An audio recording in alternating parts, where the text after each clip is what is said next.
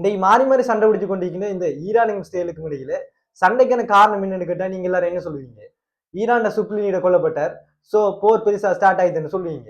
நீங்க சொல்றது சரிதான், பட் இது மட்டும் தானே ரீசன்? இதை தாண்டி இன்னும் எவ்வளவு பிரச்சனை இருக்கு. ஆரம்பத்துல இந்த ஈரானும் இஸ்ரேலும் ஒரு நட்பு நாடுகளை திறந்திருக்கு. இப்படி நட்பு நாடுகளா இருந்த ரெண்டு நாடுகளுக்கு இடையில எப்படி பகைமையா மாறிச்சு? இந்த மோதல் எப்படி ஆரம்பிச்சது?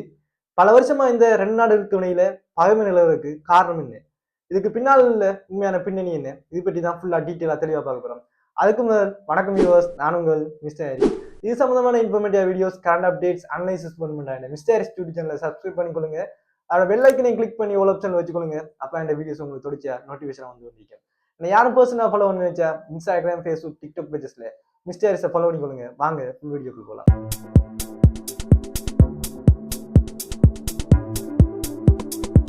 நிறைய பேருக்கு தெரியாத ஒரு உண்மையான விஷயம், இன்னைக்கு இந்த கீரியும் பாவமையும் சண்டை பிடிச்சு கொண்டிருக்கிற இந்த ஈரானும் இஸ்ரேலும் ஆரம்பத்துல நட்பு நாடுகளை தந்தி.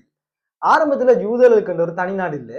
இப்படி இருக்கக்குள்ள முதலாவது யுத்தம் 1914 தொடக்கம் 1918 வரைக்கும் நடக்குது.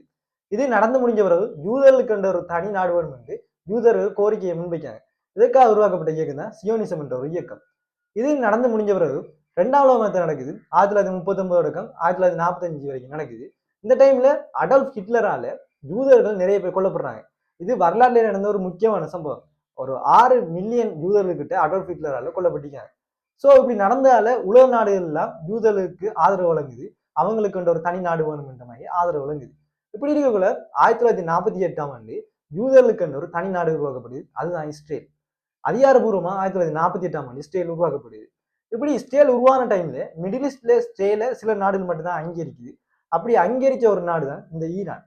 அந்த டைம்ல ஈரான்ல ஆட்சி செய்தவர் முகமது ரேசா ஷா பஹ்லவி. இவர ஆட்சி காலத்துல ஈரானுக்கும் இஸ்ரேலுக்கும் இடையில நெருங்கிய உறவு காணப்பட்டீங்க. சொல்லப்போனா நட்பு நாடுகளாக காணப்பட்டீங்க. அந்த காலத்துல பாதுகாப்பு ஒத்துழைப்பு, எண்ணெய் வியாபாரம், இப்படி நிறைய பொருளாதார செயற்பாடுகள் ரெண்டு நாடும் இணைஞ்சு செய்யப்பட்டீங்க. சொல்லப்போனா ரெண்டு நாடுகளுக்கு இடையில ஒரு பிரச்சனையும் இல்லை. இந்த முகமது ரேசா ஷா பஹ்லவி இவர் மேற்கத்திய நாடோட அதிக தொடர்பு பண்றாரு. இதனால யுஎஸ், இஸ்ரேல் இந்த நாடு எல்லாம் ஈரானோட நல்லா நெருங்கி செய்யப்படுது. பட் இது மக்களுக்கு பிடிக்கல. ஏனென்றா மக்களுக்கு ஒழுங்கான அரசியல் சுதந்திரம் இல்லை, பொருளாதார சமநிலை இல்லை, மேற்கத்திய நாடுகள் அதிக செல்வாக்கு. இதனால இவர் ஆட்சிக்கு எதிராக மக்கள் போராட்டத்தில் இறங்குறாங்க. இந்த போராட்டத்தை வழிநடத்திய ரூகல்லா கொமினி. இப்படி போராட்டம் தொடர்ச்சியா நடக்குது. இந்த போராட்டம் 1979ஆம் ஆண்டு ஒரு பாரிய புரட்சியா வெடிக்குது. இந்த போராட்டம் வெற்றி பெற்று ஈரான்ல ஒரு புதிய இஸ்லாமிய அரசு ஒன்று தோற்றம் இருக்குது. அங்க ஒரு புதிய ஒரு ஆட்சி மாற்றம் நடக்குது. இந்த ஆட்சியில ருகல்லா கொமினி நியமிக்கப்படுறார். இவர் ஆட்சிக்கு வந்ததுல இருந்து இதுவரைக்கும் நட்பு நாடா இருந்த இஸ்ரேலை எதிர்க்க தொடங்குறார். இஸ்ரேல் ஒரு அநியாயமான நாடு, பலஸ்தீன் மக்களோட எதிரி என்றெல்லாம் சொல்றார். இப்படி இதுவரைக்கும் நடந்த இந்த அரசியல் பொருளாதார தொடர்பு எல்லாம் ஸ்டொப் ஆகுது. ஈரான்ல இந்த இஸ்ரேலிய தூதரகம் மூடப்படுது. பலஸ்தீன் அமைப்புகளுக்கு சார்பா ஈரான் உதவி செய்யுது. இப்படி ஃபுல்லாவே இஸ்ரேலுக்கு எதிராக ஈரான் செயற்பட தொடங்குது. இந்த புரட்சி ஈரான்ல மட்டுமில்ல, மிடில் ஈஸ்ட்ல ஃபுல்லா ஒரு பெரிய தாக்கத்தை ஏற்படுத்துது. இந்த புரட்சி ஏற்பட்ட அண்டையில இருந்து இன்றைக்கு வரைக்கும் ரெண்டு நாடுகளுக்கும் இடையில ஒரு பதட்டம் நிலவி கொண்டுதான் இருக்கு. இப்ப நம்ம ஒரு விஷயத்தை விளங்கிக் கொள்ளலாம். இந்த ஈரானுக்கும் இஸ்ரேலுக்கும் இடையில போர் நிலவரக்கு ஒரு பேசிக் ரீசனா இந்த 1979ஆம் ஆண்டு நடந்த புரட்சியை சொல்லிக் கொள்ளலாம். அடுத்த விஷயம் இந்த பலஸ்தீன் பிரச்சனை. இந்த பலஸ்தீன் பிரச்சனைன்றது அரசியல், மதம், வரலாறு, நிலத்துடன் தொடர்புடைய ஒரு பிரச்சனை உண்டு. இந்த பலஸ்தீன் பகுதியில பல்வேறு ஆண்டுகள பல்வேறு இன மக்கள் வாழ்ந்திருக்காங்க. கிமு 1000 ஆண்டு கால பகுதியில ஜூயிஷ் மக்கள் அந்த பிரதேசத்தை ஆட்சி வாழ்ந்திருக்காங்க. ஜூயிஷ் மக்கள் என்றா யூதர்கள் சொல்லிக் கொள்ளலாம். இந்த யூதர்களை பற்றி கொஞ்சம் பார்த்தோம்னா இவங்க ஜூடிசம் என்ற மதத்தை பின்பற்றார்கள். இவங்களோட புனித நூல் டோரா. இவங்க முக்கிய தீர்க்கதரிசிகளா ஆபிரகாம், மோசஸ், யெகோவா இவங்களை சொல்லிக் கொள்ளலாம். இவங்க மெசியா அதாவது மீட்பர் வருவார்னு சொல்றாங்க. ஆனா இன்னும் வரல என்று கருதுறாங்க. இந்த மதம் 4000 ஆண்டுகளுக்கு முன்னர் தோன்றியது. இது ஒரே ஒரு கடவுள் நம்பிக்கை கொண்ட ஒரு மதமா காணப்படுது. இந்த ஜூயிஷ் மக்கள் ஆட்சி செய்த டைம்ல அந்த டைம்ல பலஸ்தீன்ல kingdom of Israel, kingdom of யூரான்ற பேரரசு காணப்பட்டிருக்கு. இப்படி யூதர்கள் அந்த காலத்துல வாழ்ந்திருக்காங்க.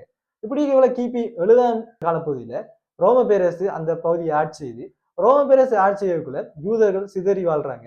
சில யூதர்கள் பலஸ்தீன்ல வாழ்றாங்க, சில ஆட்கள் பெரும்பாலும் சிதறி வாழ்ந்தீங்க. அதுக்கப்புறம் கிபி 1500 1917 வரைக்கும் ஒட்டோமன் பேரரசு ஆட்சி செய்து ஒட்டோமன் பேரரசு ஆட்சி காலப்பகுதியில அரேபியர்கள் பெரும்பாலும் வாழ்ந்திருக்காங்க. அதுக்கு பிறகு இந்த யூதர்கள் தங்களோட பாதுகாப்பு கருவி ஒரு நாட்டை உருவாக்கணும் என்றதுக்காக சியோனிச இயக்கத்தின் மூலம் பலஸ்தீனுக்கு திருப்பி போறாங்க. அங்க போய் என்ன செய்யறாங்கன்னா எல்லாரும் சேர்ந்து ஒரு நாட்டை உருவாக்குறாங்க. அதுதான் இஸ்ரேல் என்று நம்ம இப்ப சொல்றோம்.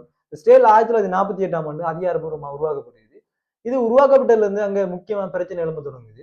ஏண்டா இந்த உருவாக்கப்பட்ட பலஸ்தீன் பகுதியில ஆல்ரெடி இருந்த மக்கள் 7 லட்சம் பேருக்கிட்ட அவங்களோட நிலங்கள் வீடுகளை இழக்கிறாங்க. இதனால 1948ஆம் ஆண்டு அரேபிக் இஸ்ரேல் போர் நடக்குது.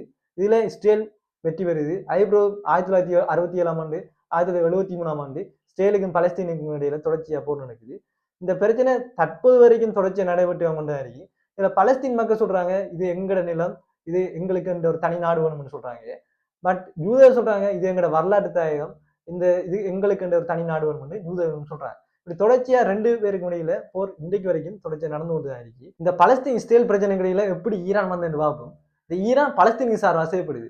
பலஸ்தீன் மக்களுக்கு சுதந்திரம் நீதியும் கிடைக்க வேண்டும் என்று ஈரான் சொல்லுது. இதனால பலஸ்தீன் அமைப்புகளான ஹமாஸ், ஹிஸ்புல்லா இந்த அமைப்புகளுக்கு சார்பா ஈரான் செய்யப்படுது. இதனால இஸ்ரேல் ஈரான் ஒரு எதிரி நாடா பாக்குது. அடுத்த விஷயம், ஈரான் அணு ஆயுதத்தை உற்பத்தி செய்யுது. இந்த ஈரான் அணு ஆயுதத்தை உற்பத்தி செய்யறத இஸ்ரேல் விரும்பல. ஏனென்றா மற்ற நாடுகளுக்கு பெரிய பாதிப்பை ஏற்படுத்தும் என்று இஸ்ரேல் இதை எதிர்க்குது. அடுத்த மிடில் ஈஸ்ட்ல ஏற்பட்ட அதிகார போட்டி. இந்த மிடில் ஈஸ்ட்ல அதிகாரத்தை கைப்பற்றுவதற்காக ஈரானும் இஸ்ரேலும் போராடி கொண்டிருக்கு. இதுல ஈரான், ஈராக், லெபனான், சிரியா இந்த நாடுகள் அதிக செல்வாக்கு பெறுது.